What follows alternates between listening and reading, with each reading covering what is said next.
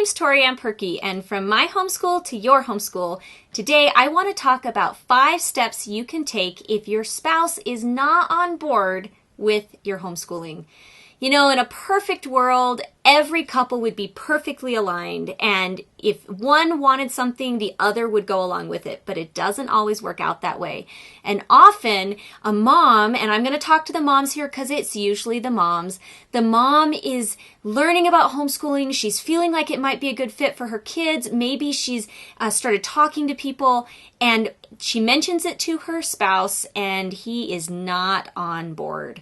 And even if they're talking about it and she's trying to explain why it would be a good idea, he is just not buying it. So today, here's what I want to talk about. I want to talk about 5 steps you can take to hopefully get to a little bit more of a meeting of the minds if your spouse isn't on board with your homeschooling. So, number 1, the first thing I recommend is try to have open communication. You know, if you are really starting to feel like homeschooling is a good fit for your family and you really start to want it, it can be really hard to have objective conversations if your spouse isn't on board. And you can even take it personally if he isn't supporting you. You can feel like he doesn't care or doesn't care about your children because he doesn't see why it's a good idea. So, the first step I would recommend taking is try to have open communication. And when you're having this open communication, what that means is that you are trying to, without emotion involved, understand his fears and concerns. Almost always, if a spouse is not on board, it's because there's something or many things he's afraid of or he's concerned about. And those can run the gamut from how will they get into college, to whether the house will be clean, to whether you have the emotional ability to manage having kids home all the time, or, you know, will they learn everything they need to learn, or will they be able to make friends? You don't know what his concerns are if you don't ask.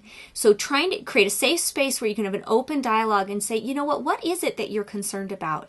And don't immediately get defensive with whatever answers he gives you.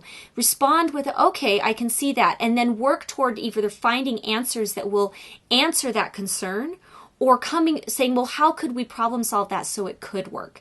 Looking for solutions to the concerns and the fears rather than dismissing them. You don't want to be dismissive because they're real, and he cares about your kids too. He wants them to be successful and happy just like you do. And so it's good to listen and hear. And some of his concerns may be valid.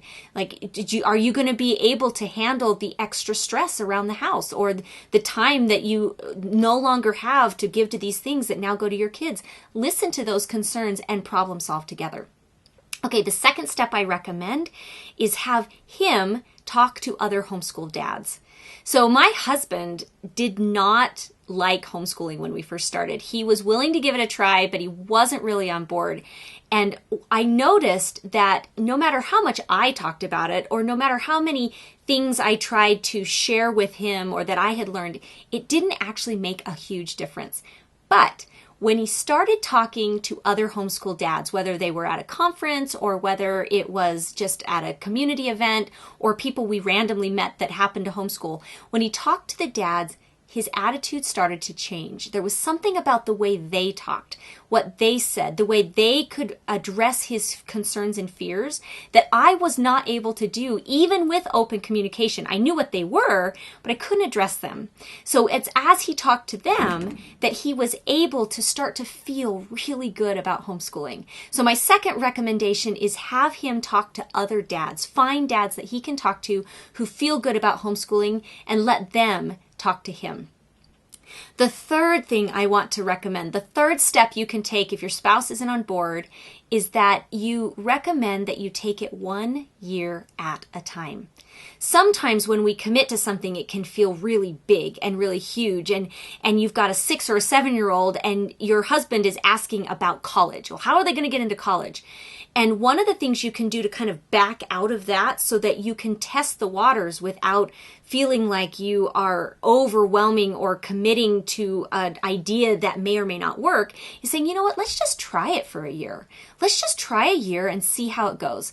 If it goes great, we can do it again. If not, we can problem solve and look at other solutions. This allows you to do a test run without fully committing, even if you know you're fully committed.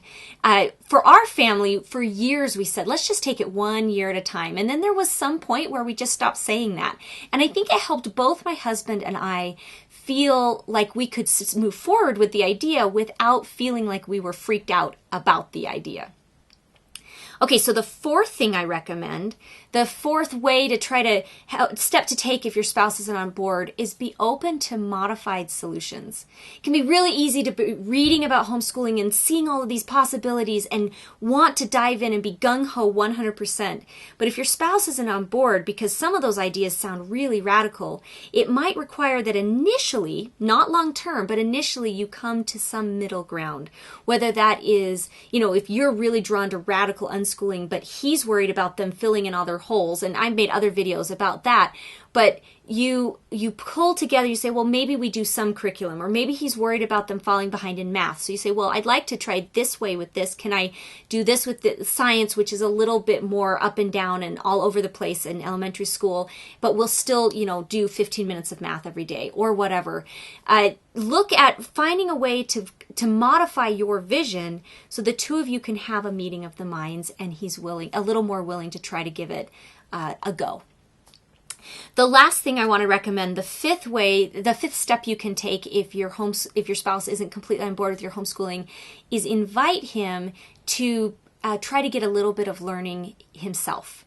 Now, this is kind of a minefield because some dads are all in and some are not. Some are readers, some like to listen. So if you've read certain books or you've listened to certain podcasts, you can invite him to do those things. You can invite him to go to a homeschool conference with you and go to some classes. Great way to meet a dad or several dads that way.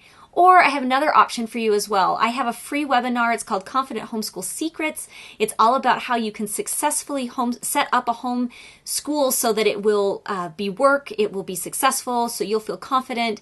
And it goes through just different key fundamental principles that you need to have in order to have a successful homeschool. It's totally free, and you can sign up by just clicking the link up above or down below, wherever you're watching this video.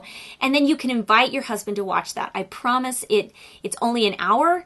It is an easy thing to sit down and listen to. I'm going to give really practical application. I'm going to tell some stories, and I'm going to help you both feel a little bit more like homeschooling is doable and help you both feel successful. So if that sounds like something that he would be interested in, or if you'd be interested in, then be sure to click the link up above or down below and sign up for that. I'm Tori Ann Perky, and I make these videos every week so that you can be a successful and confident homeschool mom.